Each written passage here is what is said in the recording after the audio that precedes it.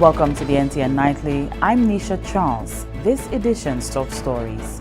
Recent investments by government in the forensic science laboratory show results.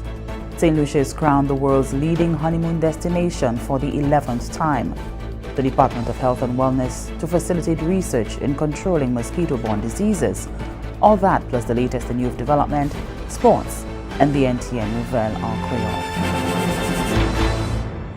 The Forensic Service Laboratory is moving forward on a sound footing as government provides funding for upgrades to its physical structure, human and technical resources. Prime Minister Honorable Alan Chastanet visited the facility to see the improvements firsthand. The government of St. Lucia is committed to reducing serious crime by 45% by 2020. It is part of its medium-term development plan, which gives focus to citizen safety and security. Investigation and prosecution are also part of that plan, where the forensic laboratory plays a critical role. Government recently injected close to $750,000 to do repair works at the facility. The Prime Minister, Honorable Alan Chastanet, recently toured the facility. Fernanda Henry is the Director of Forensic Science Services at the lab. We had a very impromptu tour with the Prime Minister this morning, and I wanted to really express to him our thanks for the injection of $700,000 for the infrastructural repairs to the building. We had cracks in the building. We were suffering from pools of water accumulating in different spaces, which eventually led to the growth of mold. We had to close down the facility for several months due to an invasion of mold. So I really wanted to show him the work that had been done, because the work that was done was good work. We were able to move back into the building. We were able to get the moisture levels down. We're still battling some humidity issues, but I think that's inherent to the building that we need to address. But I wanted to show him the facility as well as the equipment and have him meet the staff. Once the lab is fully functional, it will be conducting forensic drug chemistry testing with an expanded scope, DNA testing, trace examinations, firearm analysis, and digital forensics. The lab will also absorb the crime scene unit of the Royal St. Lucia Police Force. Henry says that to do this, the lab must be accredited. A team of people will come from an external body, a body that accredits labs. A team of them will come. They will look at our documents. They will look at our case files. What casework have you done? Have you done it well? Are you consistent? Are you doing the same thing all the time? Do you do what you say you do? So you have a policy in place. Are you really following your policy as you say? So our documents will demonstrate that. They will also have one-on-one interviews. They will also have an opportunity to see people in lab. So they will see, well, okay, is that person really following the procedure as they should? So after that, then they will sit together with us and tell us what their findings are. If they find that in some areas we are not doing things the way we say, or we may need to improve in certain areas, they will inform us. They then give us a time frame to do that. If we have anything to improve, we have about 8 weeks or so to make those changes. Government will save tremendous costs once the lab becomes fully operational. St. Lucia has secured an 11th win at the World Travel Awards as the world's leading honeymoon destination.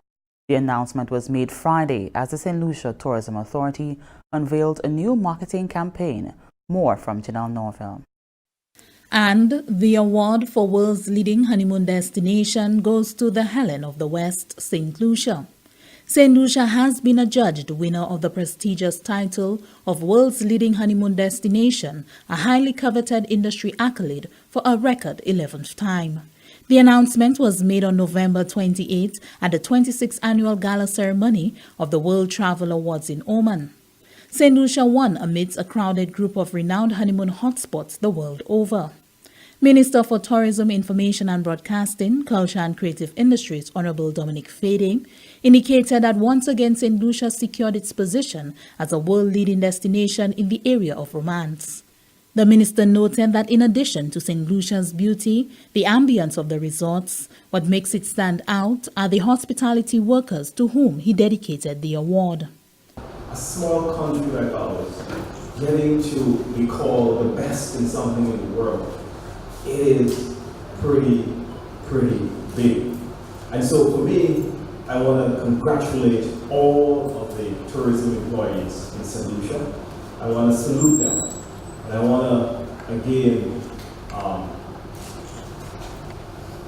to again dedicate this award to their hard work, their sterling contributions. Just in my way, I saw a very stark example of that.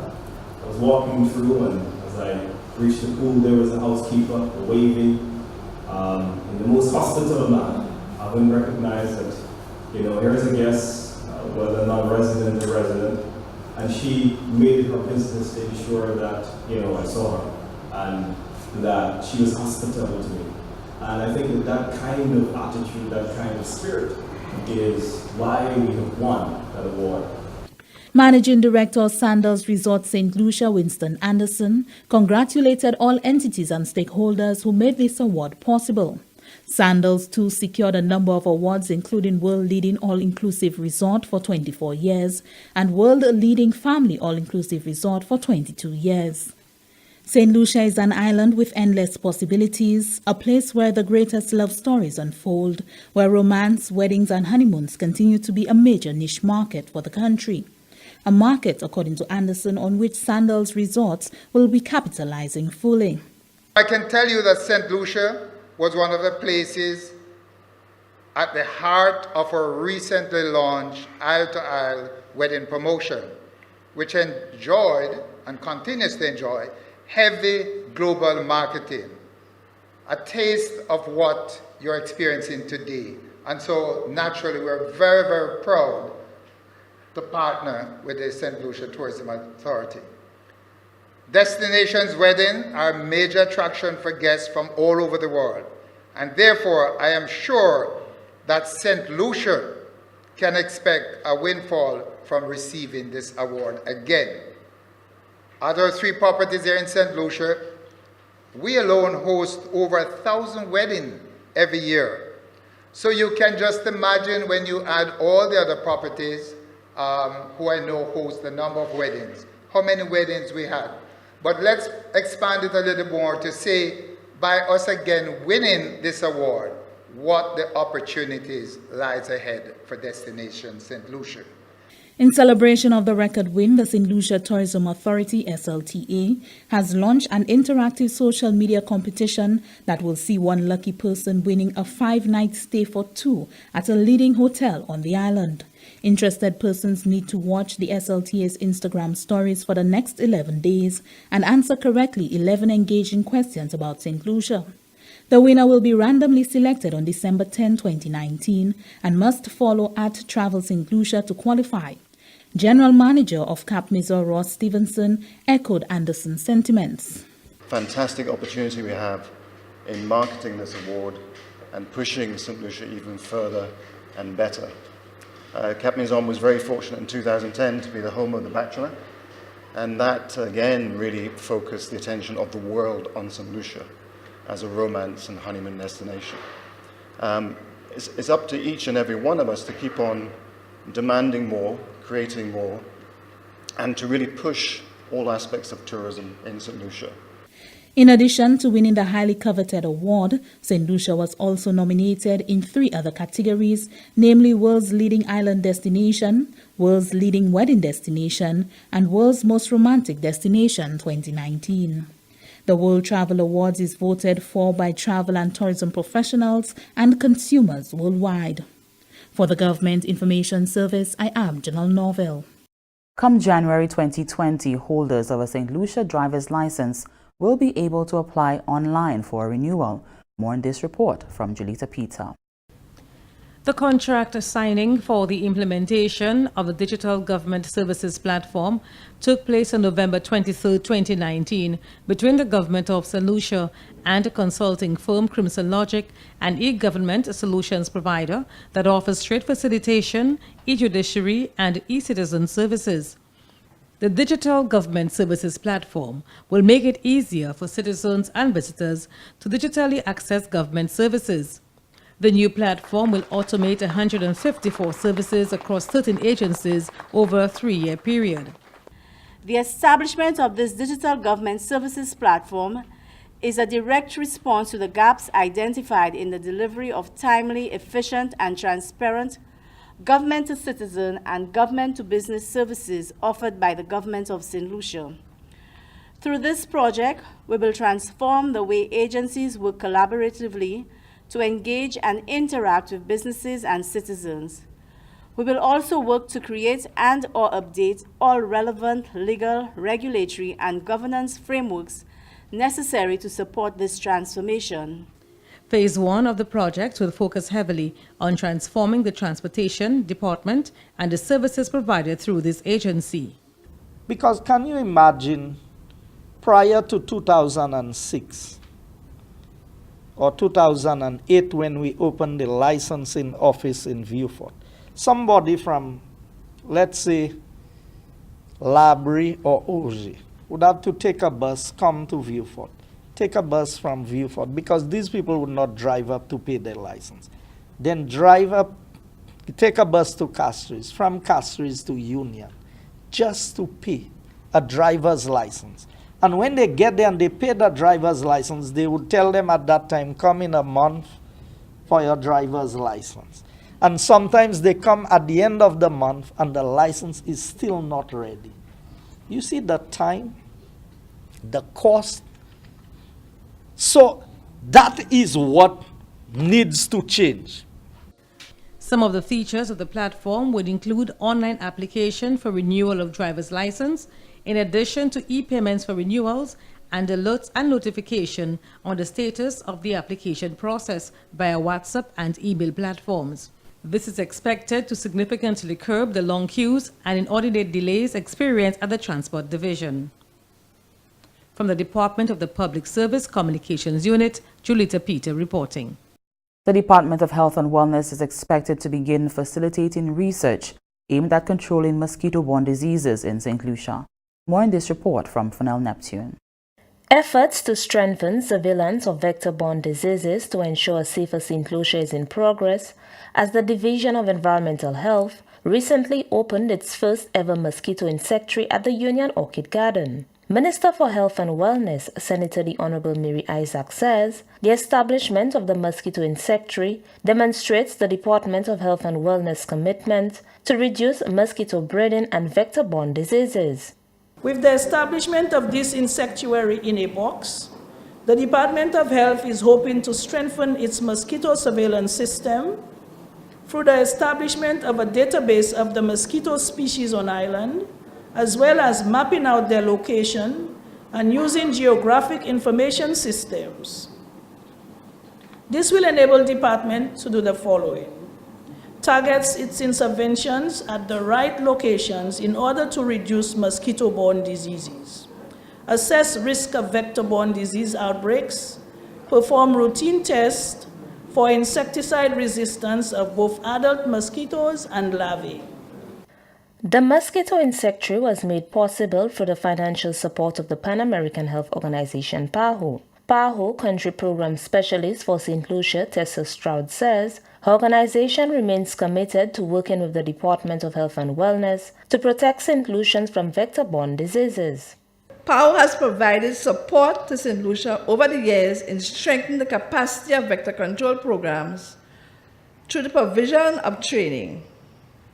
This insectary in a box is a crucial part of the infrastructure necessary to achieve the objectives.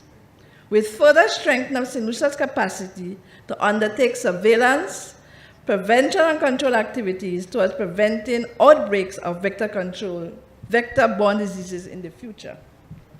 Chief Environmental Health Officer Parker Ragnanan says the mosquito insectary is an effective tool as it will assist in the development of strategies in vector control management. Hence the reason why a lab is so important to us, because now we would be able to collect mosquito eggs throughout the length and breadth of St. Lucia, be able to analyze these eggs and determine specifically what species of mosquitoes that we have in our country. This is critical because in order for us to respond to mosquito-borne diseases, we need to understand what mosquito species that are transmitting the disease. The new mosquito insectary will allow officers within the Vector Control Unit to collect data on the species of mosquitoes and also with determining the best insecticides for killing the mosquitoes. Reporting from the Communications Unit of the Ministry of Health and Wellness, I am Fina Neptune. And this is the NTN Nightly. Ryan O'Brien is up next. One of the 8 universally recognized rights of the consumer is the right to satisfaction of basic needs. This means that every consumer has the right to basic goods and services that guarantee survival. This right includes adequate food, clothing, shelter, healthcare, education, water, and sanitation.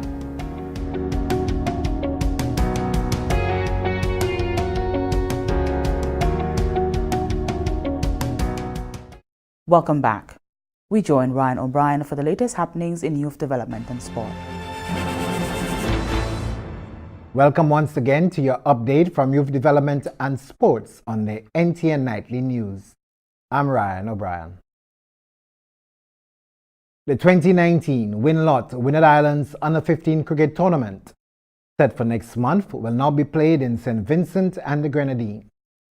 Initially, the tournament was scheduled to be held in Dominica, but multiple factors have forced the Dominica Cricket Association to inform the Winner Islands Cricket Board of Control of their inability to host the tournament as planned.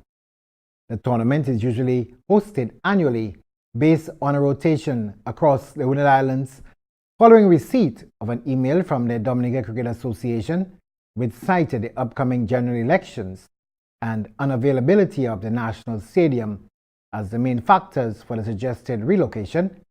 The leadership of the Winner Islands Cricket Board of Control made the decision to solicit the cooperation of St. Vincent and the Grenadines to host the tournament. The Vincentians have since confirmed their commitment to host the tournament and are making preparations to receive the competing teams. St. Lucia defends their title, and the Ministry of Youth Development and Sports will be making a formal announcement of the squad on Tuesday. Also in line for execution by the ministry's staff next week will be the staging of the schools road races on the Beausejour circuit. December 4th is the date set for the Inter-District Primary Road Race competition North, and December 5th will be the turn of the Secondary Tertiary Schools Road Race. 10 a.m. start for both events. 8 districts will compete in the primary schools inter-district, and among secondary tertiary, maximum participation is expected from the 15 competing schools. And with that, we end our update from Youth Development and Sports this weekend. I'm Ryan O'Brien. Thanks, Ryan. As part of efforts to educate students about diabetes, the Department of Health and Wellness is visiting schools to bring awareness of healthy lifestyle and well-being. More in this report from Fennel Neptune.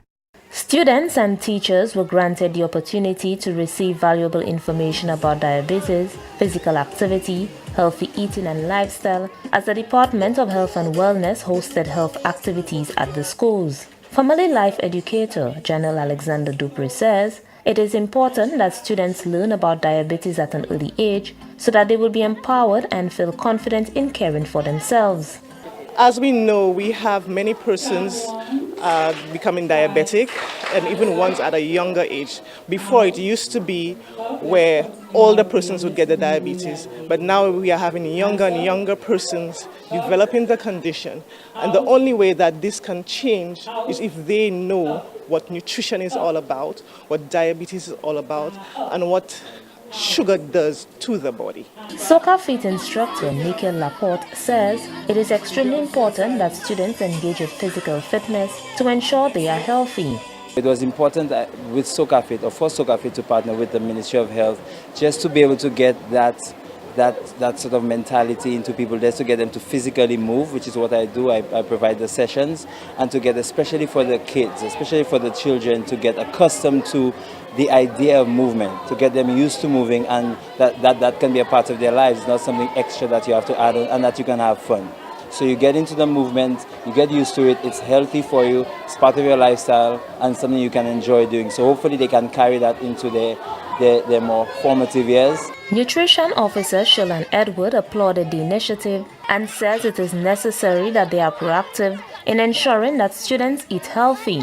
This activity is important because right now what we realize is that for me, when the clients get to my office, it's not too late, but it's too far gone. So if we start now and educate them and show them what they can do to prevent diabetes, that is better than we starting in the end. So this activity in teaching them how to exercise, how to eat properly. Today we spoke about the different types of sugars. We spoke about portions, we spoke about moderation, we spoke about the different foods they need to cut down on and those they need to increase. These are the important things that helps them prevent these chronic conditions that are linked to their lifestyle. The health activity offered services such as exercise sessions, nutrition exhibits and face painting for students, and blood sugar testing for adults. Reporting from the Communications Unit of the Ministry of Health and Wellness, I am Fina Neptune. Every year, St. Lucia joins the rest of the world in commemorating World AIDS Day on December 1st. In an effort to raise awareness in the communities to help fight HIV/AIDS, the Infectious Disease Unit of the Department of Health and Wellness will be hosting a health fair on Saturday, November 30, 2019 at the Cooleytown Daycare Center from 10 a.m. to 3 p.m. Residents of Cooleytown, Jacmel, Roseau, Vanna, La Croix-Mengo, and other surrounding communities are encouraged to take advantage of this activity. The health fair will offer services such as blood pressure and blood sugar screening, nutrition counseling, rapid HIV and syphilis counseling and testing, education and counseling on healthy living and sexually transmitted infections, and information on how and where to access clinical services. And stay with the NTN Nightly. Up next, Primus Hutchinson is here with the NTN Nouvelle en Creole. Si ou ni maladie HIV et bien maladie sexuelle, si ou pas protéger corps là ou ka ni sexe avec plusieurs monde, ça ka mette la vie ou en gros danger. Ou ka expose tout partenaire au poison et que ça qui ka vini avec maladie. Serve yon condom chaque fois ou ka ni sexe. Change qui est important pour découvrir maladie à bonheur ou ça vivre en bonne santé même si ou ni maladie HIV. Pour responsabilité, protéger corps et puis les autres. Examiner corps. Aider du bout si même maladie HIV et l'autre maladie sexuelle. Welcome back. We join Primus Hutchinson for the NTN Nouvelle en Creole. Monsieur, Madame, département, une responsabilité pour l'information au gouvernement sur le site GIS, Assemblée Télévision Nationale, puis NTN, présentant Nouvelle en Creole, présentant Primus Hutchinson. Gouvernement cette lycée a continué effort pour encourager cette lycée et à l'autre pays pour aider à procurer information concernant les plans pour bâtir un cette lycée nouveau. Pour ce cela, le bureau qui est responsable des affaires cette lycée à l'autre pays a continué l'initiative ça samedi le 23 novembre pour te bienvenir les cette lycéens qui retournent dans le pays et pour plus toujours informer concernant le développement et investissement avec l'État qui peut available et qui ça passé pour pays. Un assemblage ça là pour en maison de ville Castries côté les citoyens qui habitent l'autre pays et aussi yo qui ni la terre pour retourner à pays. Aussi tenir les représentatifs OD/PA Invest Saint Lucia SSDF et Banque de développement cette lycée. Directeur des affaires implémentation au gouvernement cette lycée Madame Nancy Charles qui était en charge informé c'est mon qui était présent que le gouvernement a une discussion récemment et puis cette lycéen au Lyon là et bien récemment tenu un meeting et puis cette lycéen en Londres et New York ministre là qui était à Chébé position comme premier ministre du moment ça c'est honorable Guy Joseph parlait à ce côté gouvernement concernant sa administration a déjà accompli et plan qui gouvernement ni pour développer cette lycée concernant projet et programme. Selon honorable Guy Joseph, raison yo tout là à présent qui a participé, c'est parce que yo comprennent ça qui mérite pour faire pour l'année plus appréciation pour payer cette lycée. Il continue pour parler de divers ça gouvernement a accompli et pour faire payer qu'on a mais pour conduire investissement pour vivre et aussi pour travailler. Honorable Joseph mentionnait discussion pour baisser décision pour baisser taxe VAT. Soulagement yo bail pour moun qui te ka doué en l'argent pour l'hôpital Victoria. Et ajouter que tout ça et plusieurs autres aider pour baisser dette cette lycée. Ambassade pour bureau ça là, Dr. Joycelyn Fletcher expliquer bureau toujours pareil qu'on responsabilité pour supporter toutes ces façons pour essayer d'assister cette lycée qui l'autre pays pour adresser ça qui a concerné. Community Center en Blanche-Amico, en chemin pour recevoir bonne assistance tout de suite. Ça c'est parce que plan pour vieux bâti établissement ça là complète. Travail ça là en bas projet pour réduction faiblesse des as DVRP.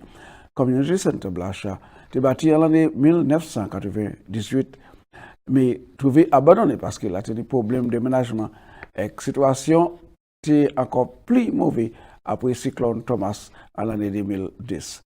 Comme la population jeunesse là a augmenté en commune, les résidents, j'ai fait un appel pour le gouvernement vieux bâti centre en neuf pour créer un centre pour le développement de ressources qui a existé en commune.